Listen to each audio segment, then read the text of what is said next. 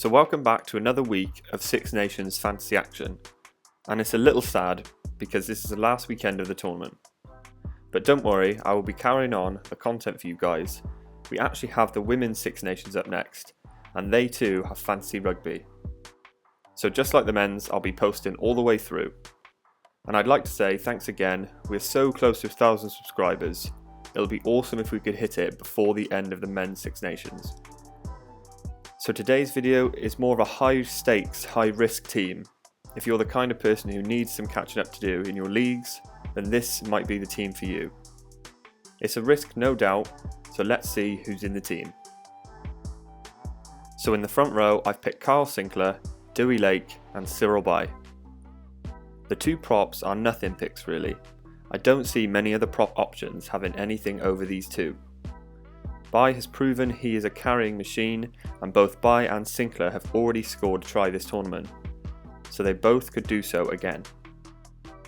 Obviously Ellis Genge is an option who you could swap out for Sinclair, but most would have actually picked Genge, so if you want a differential pick, then Sinclair is probably the man to go for. And as for Dewey Lake, he's been given the starting shirt this weekend instead of Elias, who is not in the squad at all. Instead, Bradley Roberts from Ulster is on the bench. I believe Lake can assert himself here and potentially the backup hooker instead of Elias, obviously deputising for the injured Ken Owens. But Lake has been strong in the games where he's played, so I'm quite keen to see him around the park and also at the back of the Welsh set piece. And with Alwyn Jones back, the set piece will be so much stronger. In the second rows, I picked two players who not many people would think to pick, and that's Grant Gilchrist and Ian Henderson. Now the reason why I've gone with Henderson is because James Ryan is of course out, and won't play this weekend, which means they will bring in, most likely, Ian Henderson. And Henderson is no slouch, obviously a British Lion, so I expect him to partner well with Ty Burn. Obviously the likelihood of an Irish win is in their favour, but I've also gone with Gilchrist.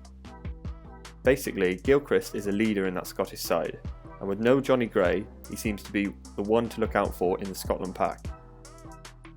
He hasn't done too badly of late, but nothing special either.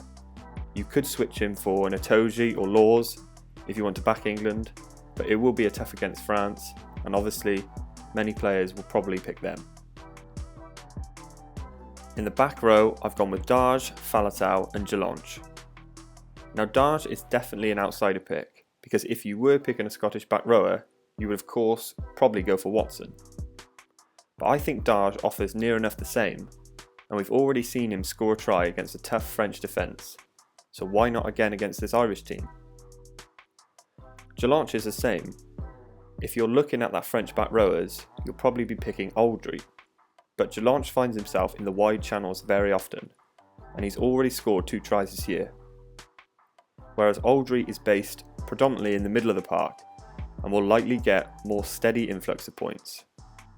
However, Jelonch is likely to get taken off, so you just have to weigh this one up really. Against this English team, I think there will be opportunities out wide, which is where you will find Jelonch. And Faletau picks himself really. Up against Italy, he's been immense since he's come back and could be another captain option this week. That would certainly be a differential. If you want to go more outside the box, then obviously Josh Navidi is an alternative. At halfbacks, I've gone with Gibson Park and Marcus Smith. I'm sure the majority of players will be picking Dupont, as he's obviously the best player in the world right now. But Gibson Park, he's just probably the best other pick, in my opinion. He's had a few cases this tournament where he could have got man of the match, so I wouldn't be too worried about replacing Dupont for him. It's a differential for sure, but can you risk not taking Dupont? And as for Smith, I think lots of people believe France are going to win and get that Grand Slam, but it would be very England-like to go out there and spoil the party. And if they were to do that, then there's one man who can orchestrate, and that's Marcus Smith. Obviously it's a punt because France are strong favourites, but Smith has the ability to turn the game on its head. He might seem like an obvious choice, but Sexton is probably the front runner for this week. In the centres, I've gone with Dante and Ringrose. Now yes, these might be more highly picked than others in this team, but the amount of decent centres to choose from is vast. So the reason for picking these two is because they both get on the ball and carry. Dante probably more likely to carry off first phase and into players, and Ringrose more likely to carry off second or third or fourth phase when the defence is more scrambled. So I see lots of meter points from both of them. And not to mention, I see both of their sides winning on the weekend. Both Dante and Ringrose will have a great effect on their team, and others look to them to get go forward ball. So for me, two solid picks, but there are some players that would probably be a little more risky if I were being completely honest. But saying that, these two are solid enough. Then in the back three, I've gone with Rees-Zammit, Penaud and Hugo Keenan.